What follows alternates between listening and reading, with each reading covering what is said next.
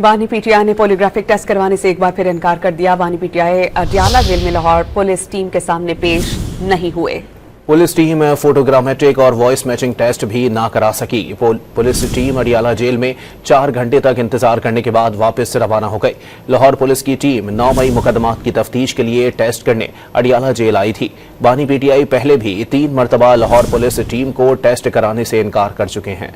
बानी पीटीआई ने polygraphic test करवाने से एक बार फिर इनकार कर दिया। बानी पीटीआई अडियाला जेल में लाहौर पुलिस टीम के सामने पेश नहीं हुए। पुलिस टीम फोटोग्रामेट्रिक और वॉइस मैचिंग टेस्ट भी ना करा सकी। पुलिस टीम अडियाला जेल में 4 घंटे तक इंतजार करने के बाद वापस रवाना हो गई।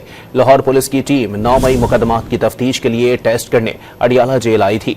बानी पीटीआई पहले भी 3 मरतबा लाहौर पुलिस टीम को टेस्ट कराने से इनकार कर चुके हैं। बानी पीटीआई ने पॉलीग्राफिक टेस्ट करवाने से एक बार फिर इनकार कर दिया। बानी पीटीआई अडियाला जेल में लाहौर पुलिस टीम के सामने पेश नहीं हुए।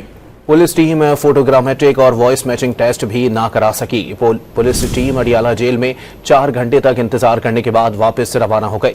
लाहौर पुलिस की टीम 9 मई मुकदमात की तफ्तीश के लिए टेस्ट करने अडियाला जेल आई थी।